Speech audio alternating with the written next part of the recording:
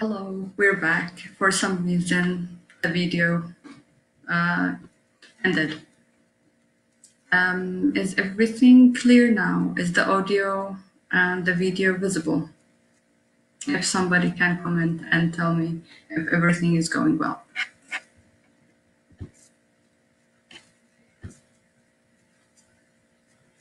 Okay. So back to the topic.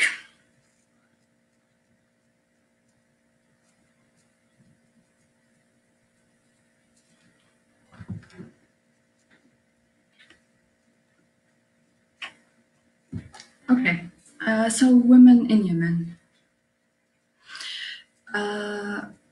Women in Yemen has more liberty than other Gulf countries, but still the situation a little bit difficult.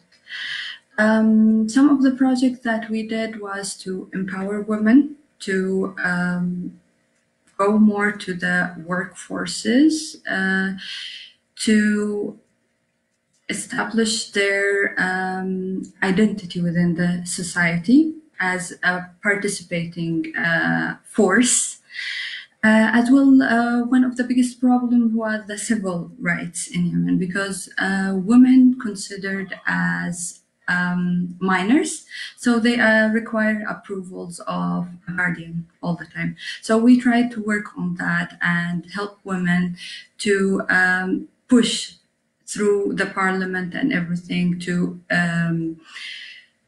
have more civil rights in voting and representation in the parliament. One of our project was called Let's Start. Let's Start was a youth initiative to start different projects aimed to empower women and young youth leadership. What we did through Let's Start is to choose certain projects targeted to women and youth and implement them locally to help women and youth through education, entrepreneurship, leadership programs that was working with the USAID and other international organizations. One of the most or the closest project to my heart was Safe Streets. Safe Streets was a project to support women to stand against sexual harassment in the street. So we established a foundation that supported women and promoted the idea of standing against sexual harassment. Most of people don't know that although Yemen and Arab countries has a very conservative societies, but sexual harassment is very common in the streets. So 99% of women, when they go out in the street, they are faced with sexual harassment, people catcalling them, touching them, saying really vulgar and not nice stuff. But it was very shameful to speak about that, and everybody was acting as it never existed. So me and two friends of mine started a foundation to address this issue. We started relatively small by educating people about harassment. Actually, we wanted to attract as many males to the foundation and get male stand against sexual harassment of women. We did art galleries to address the issue. We created a map to report sexual harassments in Sana'a, the capital of Yemen. And after that, we established also a hotline to address the issue. We were surprised at the beginning because actually we got a lot of support from men more than women at the beginning, because women had this feeling of shame. They didn't want to talk about the issue. They didn't want to talk to address it because also it can cause a fire. It might fire back to them because their families might tell them not to go out because they are being harassed. So they preferred not to talk about it. After a while, it attracted a lot of attention, but also attracted a bad attention.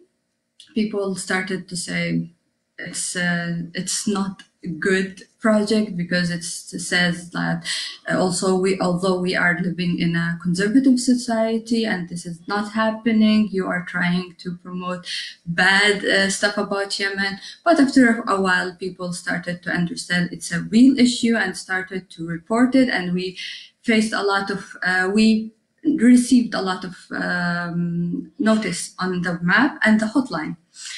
Then I had to leave to Poland, and my friends in Yemen continue the projects. Yeah, I know. Egypt has even a bigger problem than Yemen. So yes, sexual harassment in the streets is a very big issue everywhere in the Arab world, unfortunately. But nobody is talking about it because it's a little bit sensitive and it can harm in very conservative societies more than actually it can help. So guys, if you have any questions, please leave them for me in the comments. I will try to cover by myself a lot of topics. I don't know if everybody knows much about Yemen. Yemen, it's in the south of the Arabic Peninsula. It's a republic. That's a lot of people keep asking me this question, if it's a monarchy or a republic. Actually, Yemen is a republic. In 2012, there was a civil war because we had the rebels supported by Iran and the government trying to gain power over Yemen, and that created a huge humanitarian crisis. Before the crisis, actually, 65% of the Yemenis were living under the poverty line. Now even more, and Yemen facing famine at this moment. Besides coronavirus that invaded everywhere, Yemen had a problem with cholera for the last 2 years. All the airports are blocked, and it's barely in the news for some reason. Not a lot of people know the severity of the crisis in Yemen for some reason. I think the crisis will continue until people realize there is more into life than war. But unfortunately, the public is exhausted with all these conflicts, and the people left with the decision making are the people in power, and everybody wants to get the power.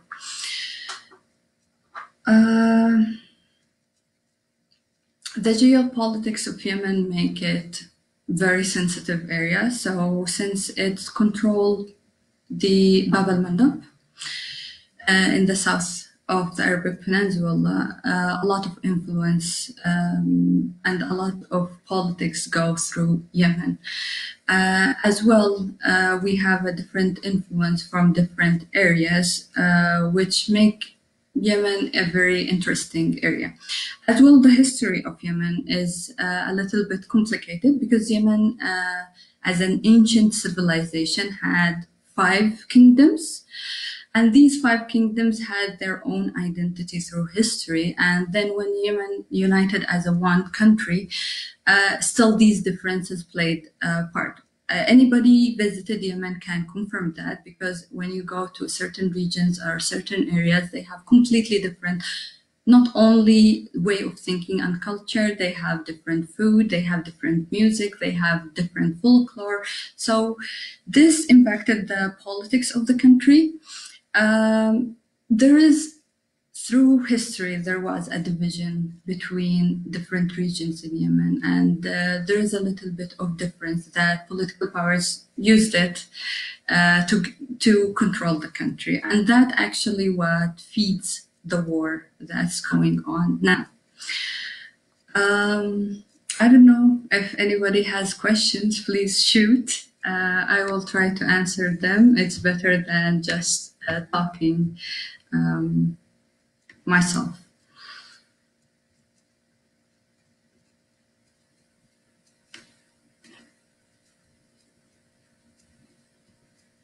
Okay.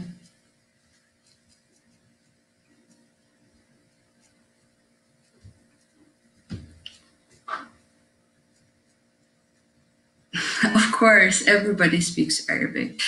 The main language in Yemen is Arabic, and the main religion is Islam. Although Yemen is a very diverse country, so the second language that mostly everybody speaks English, and we have also Christian and Jews. Throughout history, they lived and settled in Yemen. Until the 50s, we had a big group of Jews in Yemen. And we have a big group also of Christians in the south of Yemen, in Aden. Because if people don't know, Aden was, and the southern of Yemen was occupied by the British colony. It was a British colony, and therefore there was a lot of immigration from India and from UK, from Britain, which influenced the culture there. So you can find a lot of Christians, a lot of Yemeni Indians, a lot of Yemeni Africans, but majorly all of them speak Arabic, and the second language is English and Amharic too. Any other questions?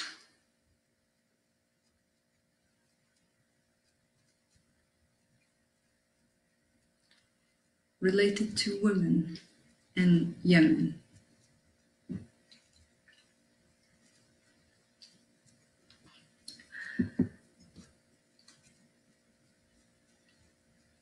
So let's talk more about women in Yemen. Unfortunately, I got a question about the immigration Yemeni people caused by the crisis. Unfortunately, not.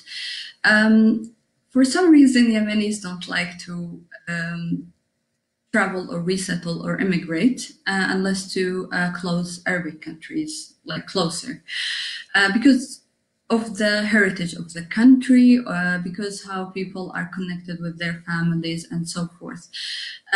Also, many people don't know that, but since the beginning of the crisis, all embassies, foreign embassies, closed their offices in Yemen, and the airports and all borders were closed completely in Yemen. So people, even for health reasons or to travel for business, it's really difficult to get out of the country. Also, it's almost impossible to get a visa for Yemenis to any country, including the Arabic countries, especially since the start of the crisis. Oh, how the life was in Sana'a before. Actually, Sana'a is one of the most beautiful cities. I think, though I traveled a lot, I think Yemen is Sana'a is one of the most beautiful cities in the world. It has its own atmosphere and its own beauty and its own charm. The life before the war was beautiful. Like you can go out in the street, walk, smell the smell of the roasted coffee. People are very cheerful and very warm and very nice. As a foreigner, you can actually walk in the street and people will invite you to their home. For me, it was like really amazing to see that. I worked in the 2007 in Middle Eastern Studies College. There was a lot of students from Europe and America coming to Yemen to study Arabic language and Middle Eastern studies. And there I noticed the most beautiful aspects of the Yemeni culture. Like Yemenis are so happy to meet foreigners, and they so warm. They like to invite them to their house from the first instant, show them the culture, teach them how to dress like Yemenis, feed them a traditional Yemeni food. Sana'a is very specific because we have the old town, which is a little bit big, surrounded by a wall. It's very beautiful. You can check Google and see the pictures. And this is the most charming part of Sana'a. The rest of Sana'a is modern, like like Warsaw. It's like the old city than the rest of the city. For me, it was so beautiful to take a walk in Old Sana'a anytime. At the afternoon, you can walk and smell the bread coming, the smell of the bread coming from each house. Then by the early evening, you can walk by and smell the roasted coffee in all the small streets. At the evening, you can smell this different food and can go to the square and have a cup of tea and some local food. It's really beautiful city. I hope things will get better and some of you will have the chance to visit Yemen and Sana'a. Okay.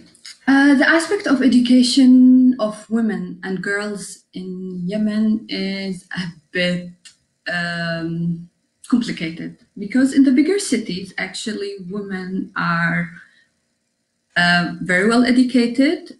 Even the admission to colleges and schools, girls have better rate than guys, even with employment and everything. Sana'a, Taiz, Aden, the bigger cities. But then we can find completely the opposite in villages and smaller cities. So then, unfortunately, in villages, the schools are far away, usually from the village. So one school for 2 or 3 villages. So you can walk 20 or 30 or even sometimes 50 or kilometers to get to the school. So there, women are not encouraged, especially for the northern part where it's more conservative societies. It's hard to get to the school, so parents rather to keep the girls at home, to help at home, and it's poverty is very prominent in Yemen, so they'd rather to keep the children, especially women, at home to help in the farms or help at home to prepare them to get married, which is the most important thing. So we can find a gap. When you go to Sana'a, Aden, Taiz, Hadramaut, you can find women very well educated. You can see them in all jobs and actually IT, and everywhere that is, even here in Europe, it's like, oh, women are not really active in this field. But in Yemen and other also Arab countries, women actually doing that because they were suppressed for so long time to do that. But then the villages is really, it depends on the family. But mostly in villages and smaller societies, women are prepared to get married in earlier age. So they are not given a full chance to pursue their education. Most of women, they pursue their education until the secondary school. Then in bigger cities, they pursue the education in university because there is no universities or smaller colleges in smaller towns. The universities only exist in bigger cities. So everybody who want to pursue their higher education should move to the city. And that is not a common practice in Yemen. So women cannot move to a city alone unless their family is moving with them. And most of the families will not move to the city for the girl to pursue her education. So most of girls stop their education in the villages maximum by the high school. And after that, they get married. And unfortunately, that's how it is there.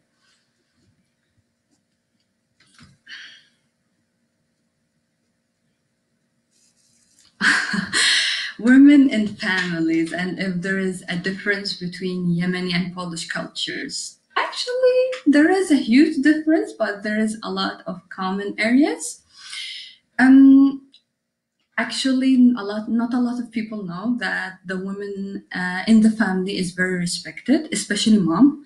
Mom is considered, though she's not the leader in the decision making, but she's the influencer. So women has a very powerful role in the family, and they are really respected. And nobody can, like a child, cannot disrespect his mom. So the rule of women in the family is very powerful, although it's limited by the civil rights and the traditions. So historically, women are respected and viewed as the teacher of the society. But then comes the traditions that inherited from the tribal society that undermine the power of women and kind of look at a woman as a second degree citizen and think that women don't have the mental capabilities to make decisions. So we can find a little bit of opposite views when it comes to families. And also, as I said before, since Yemen was 5 kingdoms before, you can find completely different settings between the rule of women in their family from the south to the north. In the north is more conservative society, so women do everything and they participate in the decision making and they have very huge influence, but this influence comes subtle. So they influence men to do stuff. While when we go to the middle areas and to the south, women are more powerful and have actually very famous for their strong character. So women from my part of Yemen, which is Taiz, it's the middle area of Yemen, and then from Aden and the southern part of Yemen, they are more influential. The mom is the president of the house, so she makes the decision, all the decision relating to the house, to the household, relating to the family. The father is the just superpower. He's just like there to make the final decision if needed, but women make all the decision. Like I saw my mom, she participated, she actually took the lead in everything. While my father was studying his PhD, my mom actually, she supervised building our house. She chose the schools that we went to. She chose how we live our life. My father was there to make the final decisions. So women in the southern and the middle areas, they have all the power to do everything. But unfortunately, since the society has its own structure, women tend to obey the social rules or gender rules that's divided in Yemen. So even if they are powerful at home, when they go outside the family, they tend not to stand out in the society. Okay. How is it different, Yemen? I think it's very similar. Like through my life here, the 7 years I lived in Poland, women tend to do everything and have a very strong presence in Poland. The same in Yemen, especially in the major cities where I lived. I can't talk about the villages so much because I didn't live there, but I could observe it through my family, extended family that lived in the village. But for example, in the bigger cities, I think the role of women is exactly like in Poland, with a little bit difference from religious perspective and from tradition perspective. We have a different religion, we have a different culture and tradition that influence how people live their life. But within the family, within workforce, within education, actually, I don't see so much difference. Sometimes I even say that we don't feel this gender difference in Yemen so much. So it's not really weird to see women in IT. It's not so weird to see more women and at the workforce. And it's not very weird, or nobody is talking like, oh, there is more women or less women here. It's just normal that there is more qualified women, so they are hired. So in so many sense, that's why I stayed in Poland, because I felt there is a lot of common values that didn't feel strange to me to live here, because we have so many similar values.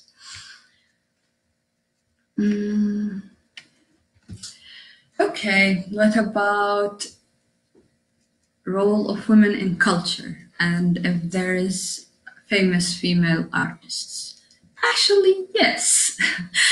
um, as I said, we have some kind of imbalances within the culture. Women are respected at the same time they are looked down at.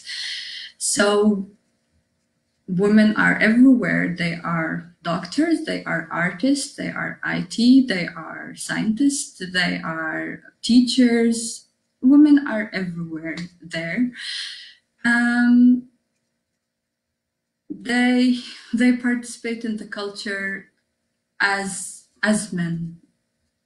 I don't see the difference, but since women are not allowed to work in certain occupations, we don't see a lot of women, for example, in any jobs that require a daily interaction with clients. So we don't see any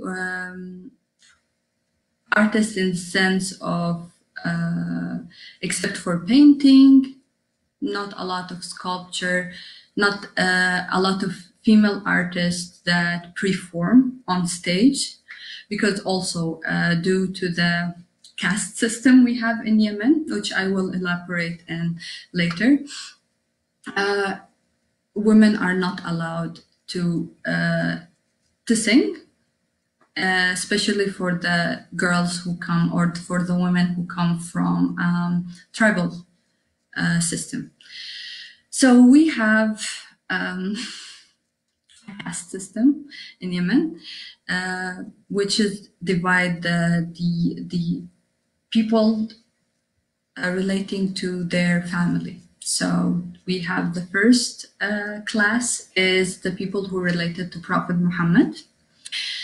Then the people who's actually lead the tribe, mashayikh or sheikh. Then the tribal people. Then the people who do occupations like singing, cleaning, cutting the hair, and their servants, which is come from, unfortunately, the people with darker skin or the people who come from Africa. So we have 5 castes.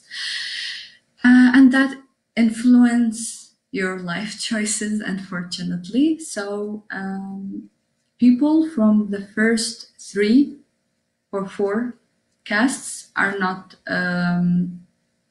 allowed to work in anything that's related to cleaning, singing, cutting hair, or doing anything to serve other people.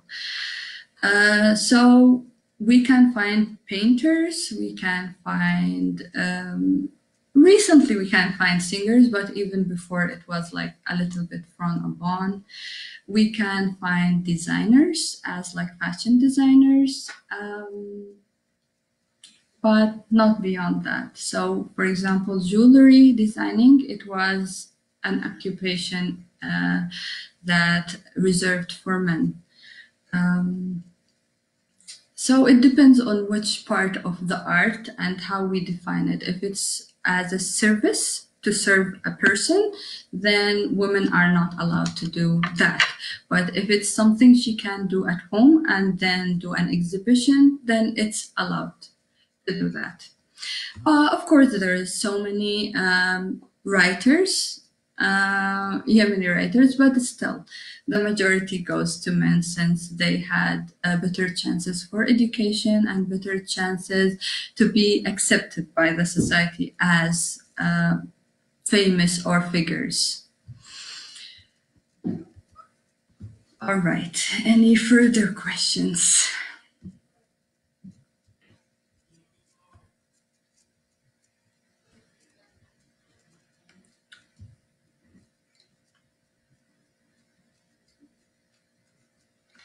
I'm really not so sure what you guys want to know about Yemen.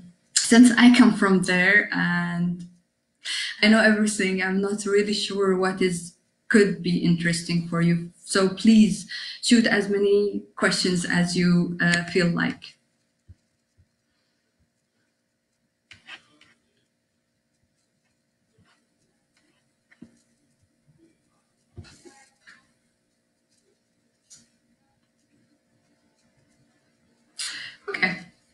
So surprisingly enough, there is not a lot of Yemeni people in Poland. So even that, sometimes I feel that I forgot a lot about Yemen since there is not a lot of people here.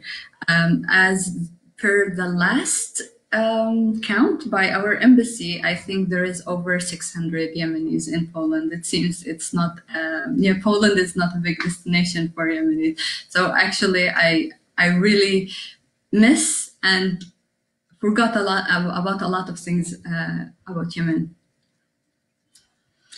Uh,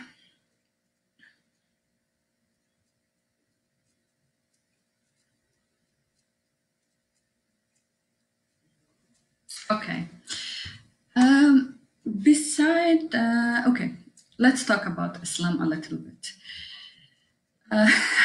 Okay, so the main religion in Yemen is Islam, and people are divided. Majority of them are Sunni, but we have smaller minorities. We have Shia, but we have also Makarima, which is a little bit a small sect, but it's bigger in Yemen, that comes from India.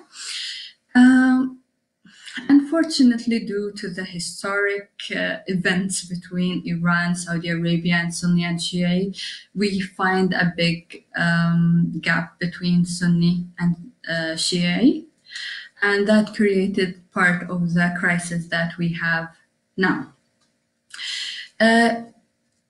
Tribes and religion has completely separate role in the Yemeni society. So although people might being Sunni or Shia doesn't influence how they perceive the tribal role in the society, because the tribes is very respected in Yemen, and it's considered the first law. So even when you study law in Yemen, you also study these tribal codes because it influences a lot of the regulations in Yemen. For me, I really love a lot of the tribal codes, honor codes, because all the tribal codes, it's about respecting the owner of the tribe, respecting the being of the human being, and respecting the individual rights of people. So people are respecting other people because that creates a community. And then comes the sheikh who lead the tribe. And his role is to resolve conflicts and make people feel belonging to the tribe. So, for example, Yemen is one of the biggest country that owns weapons. So I think it's the third weapon per capita, which a lot of people don't know. Although we possess a lot of weapons, we don't find a lot of crimes in Yemen of using guns. Why? Because of the tribal law. If a person will take out their gun or a knife, in that sense, any kind of threat to another human being, they are fined and they are exposed in front of the whole tribe, and they have to apologize for this act of aggression. So they go, for example, to the house of the person. For example, if I raised my gun or my knife on another person, I have to go to their house with 2 or 3 cows and apologize. If they are forgiving, they can tell me, we forgive you, you go back with all your gifts. We thank you, but we will not take it.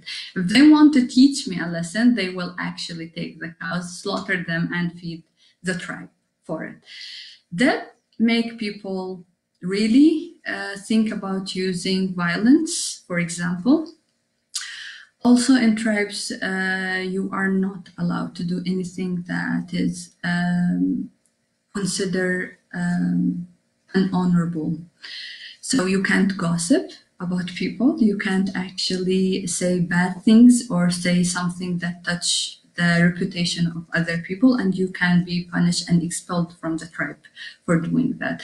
So I find the tribal honor codes is very honorable and it's really nice. Some of them are not really good, but we see that through history, people stop doing that. One of the examples is revenge.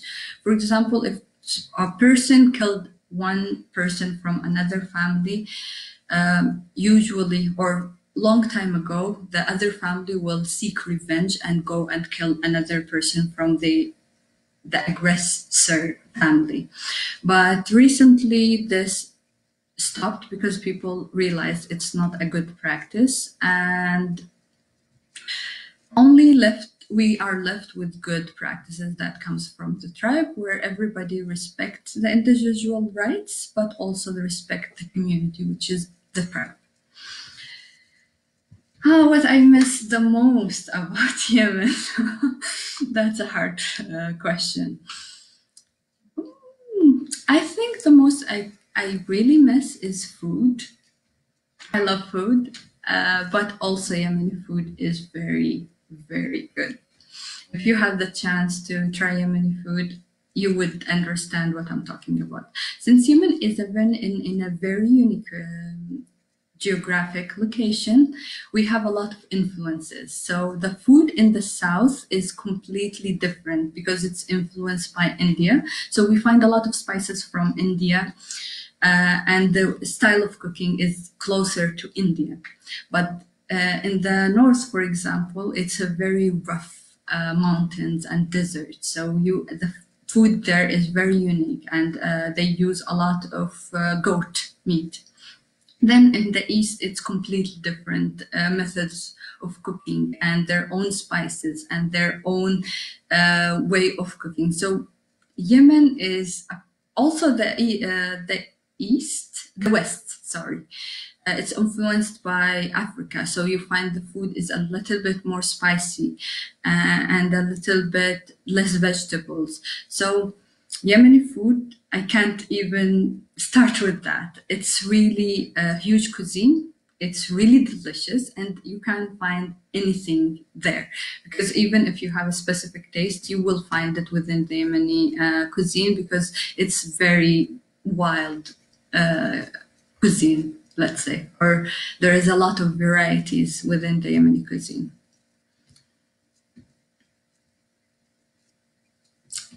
When we will get Yemeni coffee and honey. Okay. Yemeni coffee we have, as I said in the beginning of the video, I have a social business aims to support Yemeni economy through coffee exports. So we buy coffee from farmers in Yemen, trying to educate them about the best practices to harvesting coffee and even producing Yemeni coffee. And we bring the coffee to Poland, roast it and package it here and ship it elsewhere. So for coffee, you can find it. As for honey, it's a little bit difficult because Yemeni honey is a little bit expensive, like coffee, but it's a little bit more expensive. And also there's so many restrictions about exporting honey. So we can't find actually Yemeni honey in Europe. It's really hard to find it. I hope when all this Corona thing will settle down a little bit, we will find a way to bring honey, Yemeni honey to Poland and Europe. It's really delicious and very healthy. So I hope that we will find a way to bring that. Okay, we are in 40 minutes. I wonder if we have further questions about Yemen. I will try to answer them.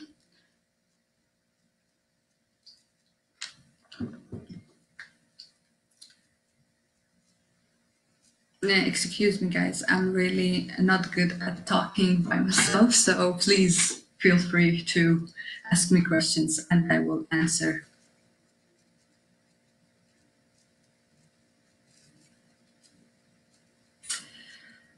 Okay.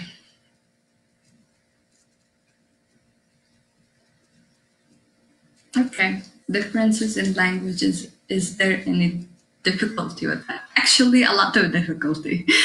As you know, Arabic is the spoken language in Yemen and almost all the Arabic countries. But Arabic is not a very easy concept because Arabic has different dialects with like in different countries. But in Yemen, since again we go back to the five kingdoms, ancient kingdoms, Yemen has so many dialects, and these dialects actually very, very different. So what people speak in the north, in Sana'a, for example, it's completely different of the dialect they are speaking in Adan or Ta'az. And sometimes people find it difficult if they didn't live in a big city to understand, especially if you're coming from a village, for example, from the south or from Ta'az and going to a village in the north. Then people actually find it really difficult to communicate because they have different vocabulary and different dialect. So they don't use the same words and the same way of speaking. Also, not a lot of people know that in some part of Eastern Yemen, people still speaking Amharic, which is a very, like only in Ethiopia and in this area where they speak Amharic. So communication and language is a little bit tricky if you don't live in a bigger city. And we have in the bigger cities like Sana'a, Ta'az, and Aden, what we call it as a white dialect.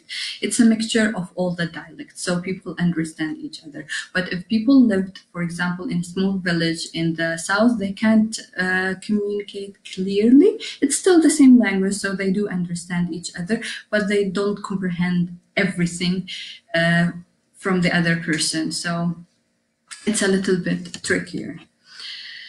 A question from if you don't.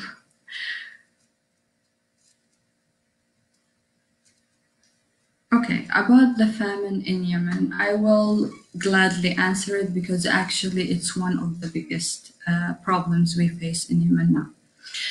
Since the beginning of the conflict and the government lost the control over everything. And our president ran away to Saudi Arabia, and all our government figures are not living in Yemen. The rebels took over the government, and that caused everything to stop, including salaries, including electricity, including water. So Yemeni people, almost everybody, has to provide for their own electricity. Thank God that we have a lot of sun, so a lot of families switch to solar energy. A lot of people buy the water from wells. And people are struggling because there is no source of income. A lot of people in Yemen are government employees, so they work for the government either as soldier or in some ministries or as teachers, and government is not paying the salaries at all. They pay salaries like for 1 month every 4 or 5 months. So that left almost 90% of Yemenis unable to provide for themselves. And the people who were previously, I said in the beginning of the video that 65% of Yemenis were living under the poverty line before the war. So we can imagine those people who were families living under $1.5 a day are unable to provide for themselves. So we find the people in a lot of camps living with the aid from NGOs. And since airports also are closed, so a lot of this aid is unable to get to the country. And most of the organizations are focusing now on healthcare because we have the cholera issue, and a lot of hospitals are not working properly and missing a lot of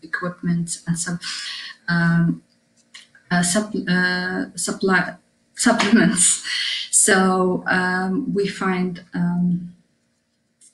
all the support from NGOs shifted to healthcare, which leave a lot of people struggling with famine since there is no salaries, since there is no way to buy stuff.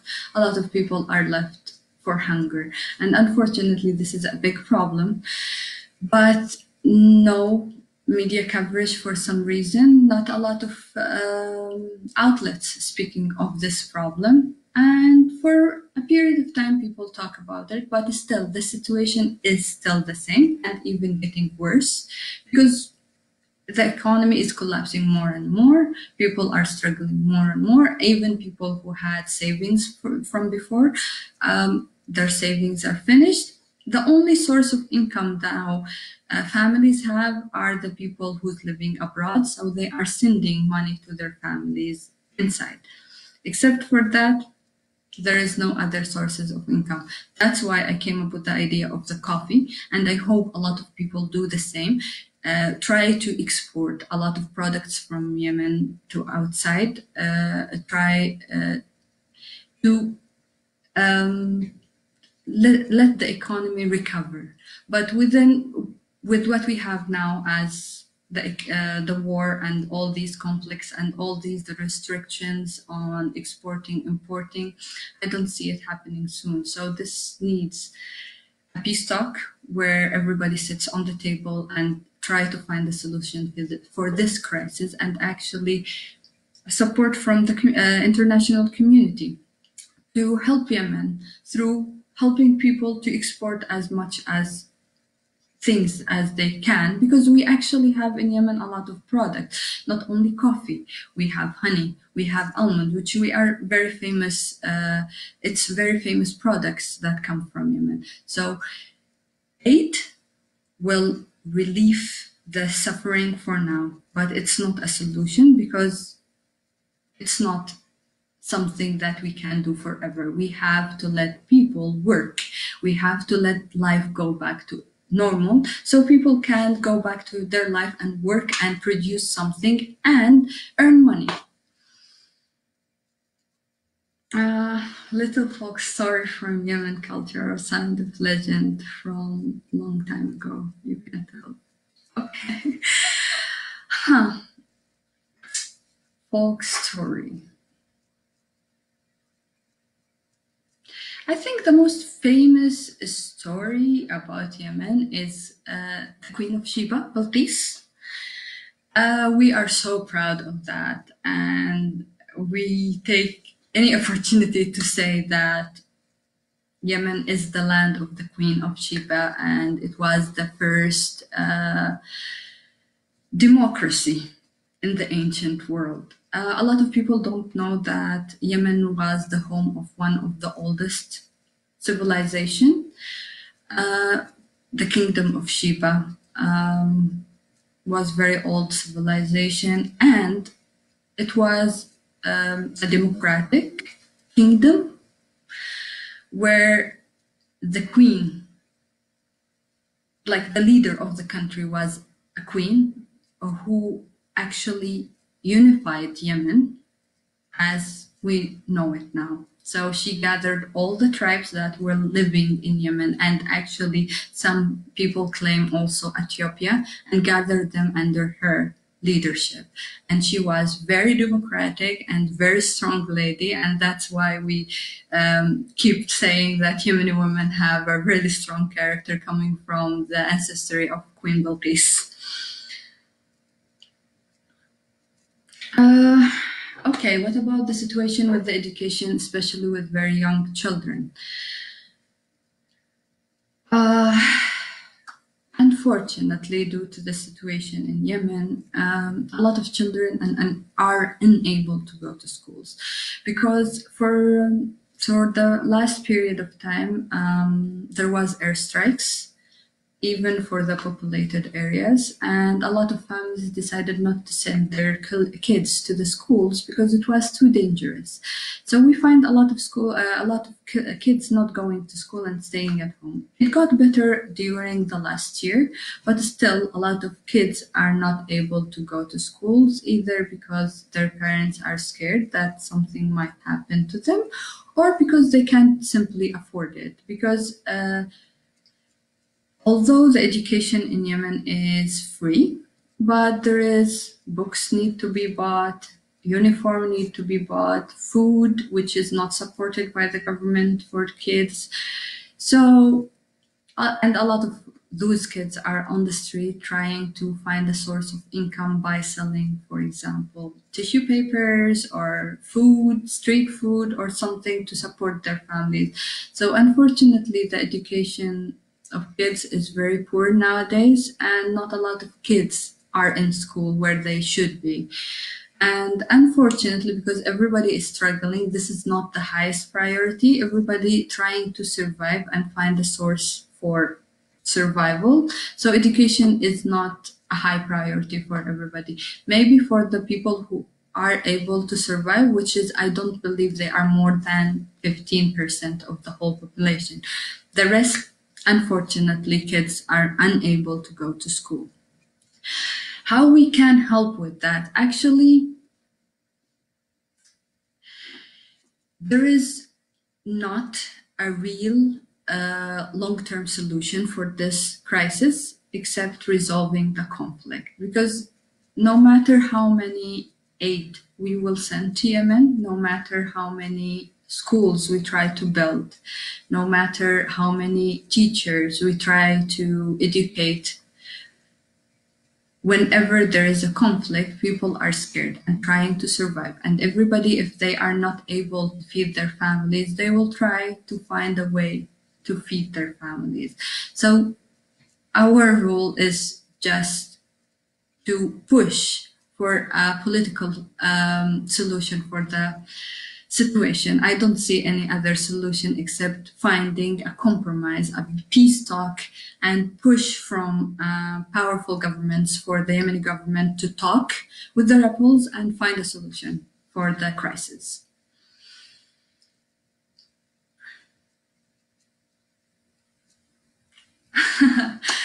Actually, not a lot of people, because there is a lot of legends about the Queen of Sheba. So a lot of people claim she was from Ethiopia. A lot of people claim she was from Yemen, and even beyond Yemen and Ethiopia. But historically, and from what left from the civilization we found, actually the Awam temple is in the southern of Yemen, and you can find it there, which was the temple of Queen of Sheba. But I believe she was the leader of Yemen and Ethiopia, and that's why people are confused the origin of the Queen of Sheba. So we are approaching the end. If there is any questions, please shoot. I will try to answer them in this last few minutes.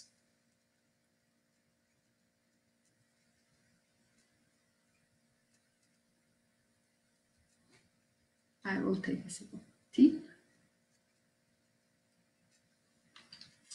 I will encourage you to read a little bit about the Queen of Sheba. Actually, it's one of my favorite stories. I kept reading about it when I was a teenager because there was a lot of beautiful stories about how happy Yemen was and how much rich the country was. And that's where the name of Yemen came, the Arabia Felix, because Yemen was a very happy country with a lot of resources and a lot of happiness all around the country. So try to read about it. It's really interesting stories.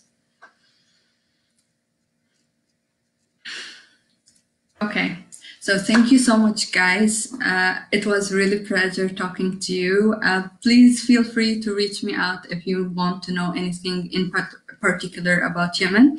It was really pleasant talking to you about my country. I'm happy to be here in Poland and to share my stories with you. Thank you so much for everybody. Bye-bye.